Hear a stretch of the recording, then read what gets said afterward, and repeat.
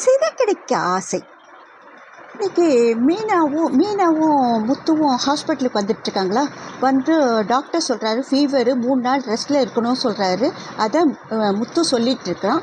அப்போ மீனா யாருங்க வேலை செய்வாங்க, அவங்கவுங்க வேலையை அவங்கவுங்க பார்த்துப்பாங்க, நீ ஏன் மீனா இப்படிலாம் பண்ணுற அப்படின்னு சொல்லிட்டு வரும்போது கிறிஸ்டுடைய பாட்டி கிறிஸ்டை தூக்கிட்டு அழுதுகிட்டே இங்கே ஹாஸ்பிட்டலுக்கு வராங்க. இதை பார்த்துடுறாங்க இவங்க. என்னாச்சுமா அப்படின்ட்டு இவ கேட்குறா. இது மாதிரி கிறிஸ்டு கார் மோதிடுச்சு அப்படின்னு சொல்கிறாங்க. இந்த ஊருக்கு வந்து தான் இந்த டாக்டர்ஸ் இங்கே கொண்டாந்து சேர்க்க சொன்னாங்க அப்படின்னு சொல்கிறாங்க. உடனே டாக்டர் வராங்க. இவன் தான் முத்து தான் எல்லா ஹெல்ப்பும் பண்ணுறான். அவங்க ஒரு லெட்டர் எடுத்துகிட்டு வந்துருக்காங்க. அது டாக்டர்கிட்ட காமிச்ச உடனே எமர்ஜென்சி வார்டில் சேர்க்குறாங்க. கண்ணில் என்ன கோளாறுன்றதை நாங்கள் பார்க்கணும் அப்படின்னு டாக்டர் சொல்லும் போது இந்த அம்மா ரொம்ப பயந்துடுறாங்க. முத்து ரொம்ப தேத்தி அவங்கள தைரியப்படுத்தி உட்கார வச்சிட்ருக்கான். எப்படியாவது கல்யாணின்ற ரோகிணிக்கு சொல்லணும் அப்படின்றதுக்காக இவங்க ட்ரை பண்ணுறாங்க. அதுக்குள்ளே அங்கே மனோஜுடைய ஷோரூமை கட் பண்ணிட்டு காமிக்கிறாங்க.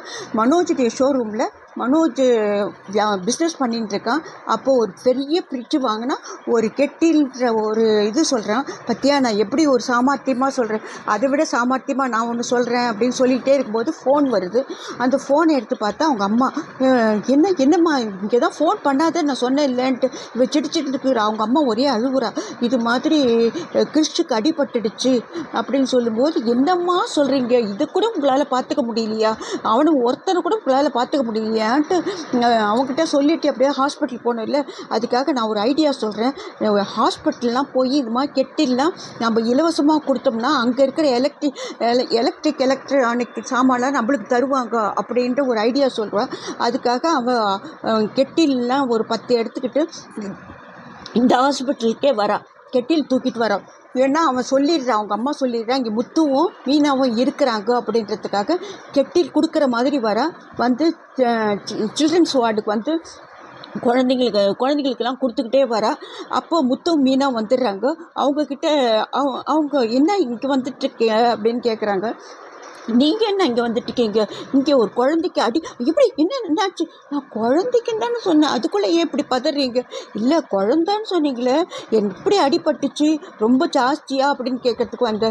ஒன்றும் இல்லை, போய் பாருங்கள் டாக்டர் நல்லா ஆயிடுச்சின்னு சொன்னாங்க, நாளைக்கே டிஸ்சார்ஜ் பண்ணிடலான்னு சொல்லிவிட்டு அவன் சொல்கிறான்.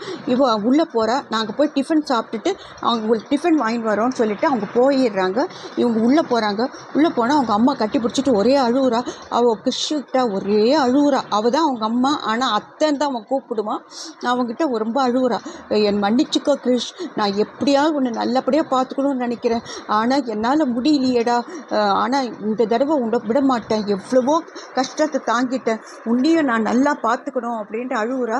ஏம்மா ஒரு குழந்தைய கூட உன்னால் பார்த்துக்க முடியலையா, என்னடி என்னால் வயசாக ஆயிடுச்சு, நான் நல்லா தூங்கிட்டேன் அப்படின்ட்டு அவங்க அம்மா சொல்கிறாங்க. எப்படியாவது கிறிஷ் உங்கள் வீட்டுக்கு கூட்டிகிட்டு போயிடுற வழியை பாரு. சரிம்மா நான் ட்ரை பண்ணுறேன் அப்படின்னு சொல்லிட்டு கண்ணை தொடச்சிக்கிட்டு அங்கேயும் ஒரு கெட்டில் வச்சுட்டு வெளியில் வர. அவங்க முத்துவும் மீனாவும் திரும்ப வராங்க. என்ன கிளம்பிட்டீங்களா, ஆமாம் கொடுத்துட்டேன் கிளம்பிட்டேன் அப்படின்னு சொல்லிட்டு அவள் கிளம்புறா. இன்றைக்கி கிளம்பலையா அப்படின்றா. இல்லை அவங்க டிஸ்சார்ஜ் பண்ணுறவரில் நாங்கள் இருக்க போகிறோம் அப்படின்னு சொல்கிறா. இவளும் அம்மாட்ட சொல்லிகிட்ருக்கா, நான் முடிஞ்சால் ராத்திரி வரேன் அப்படின்னு சொல்கிறா. ஆனால் அவங்க டிஸ்சார்ஜ் பண்ணுறவரில் இருக்கிறாங்க.